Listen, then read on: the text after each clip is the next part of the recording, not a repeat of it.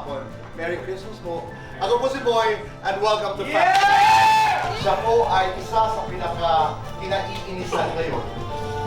Bakit malalaman mo natin? But he's also one of the most brilliant actors in Philippines.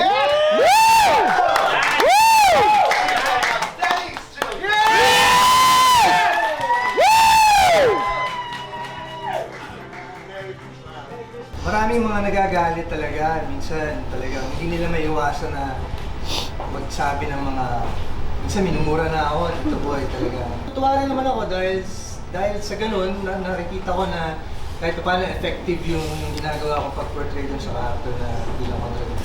Do you know that you're brilliant? Hindi ko po masyadong iniisip dito. Ako lang po kasi ginagawa ko yung trabaho ko sa higit na makakaya ko, sa binibigay ko talaga lahat para siyempre pinahahalagahan natin itong mga trabaho natin. Bibihira lang yung nabibigyan ng mga ganitong klaseng pagkakataon, lalo na maging artista.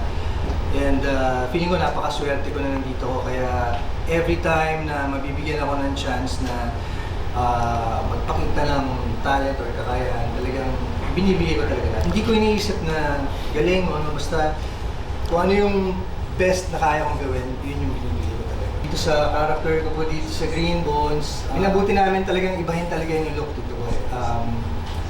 Bago matapos yung makeup ko, siguro kailangan ng mga 3 oras dahil meron ako mga prosthetics, may mga peklat na nilalagay sa mukha ko. Meron din po akong wig na sinusuot na talagang binabantayan ko dahil ang hirap po magsuot ng wig na magmumukhang authentic at hindi kapupulaan ng mga... Hindi halatang wig. Oo, dahil pag naging halata siyang wig at seryoso yung mga eksena ginawa mo, baka hindi maging effective yung gusto mong mangyari dun sa eksena, baka maging katawa-tawa. So, kung gaano ka-intense, ka-intimate yung love scene. Katulad po dito sa ginawa namin sa Pulang Araw, ibang klaseng love scene yung ginawa namin dito dahil medyo forceful and talagang delikado. Kaya pag mga gano'ng eksena na dito po, ginagawa namin, nire-rehearse talaga namin siya kasama ng director para ayaw namin magkamali dun sa set na mismo. Talaga nakabantay din yung director dahil... Are you comfortable doing love scenes? Sa totoo lang, medyo pag ganun po talaga, mahirap talaga siya, Tito Boy. Mahirap maging komportable. Lalo na hindi lang naman kayong dalawa yung nandun. Napakarami actually. Papaligiran kayo napakaraming tao. Nakaka-conscious, medyo awkward talaga. Pero kailangan mo silang kalimutan at mag-focus lang dun sa ginagawa mo. Dahil pag inisip mo yung ibang tao, hindi mo magaganda ng maayos. Noong una, nung hindi pa naman ako nagti-TikTok, talagang inisip ng mga tao, sobrang seryoso kong tao. And siguro naging maganda rin yun na ginagawa ko yun na magpakita ng ibang side para hindi naman sila mabore na makita nila na okay, marunong mo siya umarte, pero ano pang may sa tao. Saito o Domingo?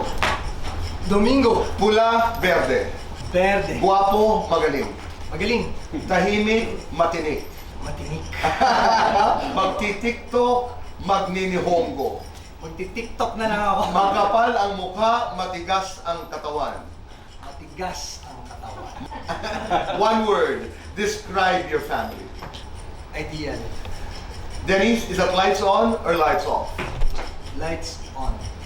Happiness or chocolate? Happiness. Best time for happiness.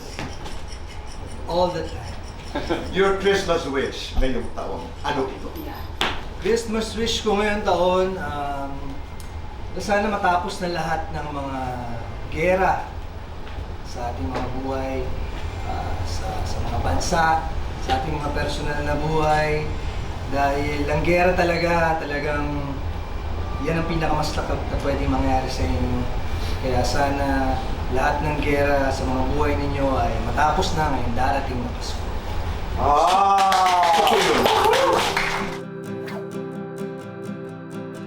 Marami pa kayong ma-interview ng mga artista. Sana ay marami pang matuto sa inyong show. Sana marami pa kayong mapasaya. Thank you, Tito Boy, at palagi nyo kaming iniimbitahan dito sa inyong programa. Merry Christmas and Happy New Year! Ito pong pelikulang to ay tribute sa mabubuting tao sa mga buhay ninyo. Ito ay tribute sa mga taong dapat ninyong pamarisan at dapat tularan. Kaya ngayong darating na Pasko, sana po suportahan yung pelikula namin, Green Bones, official entry sa 50th anniversary ng Metro Manila Film Festival.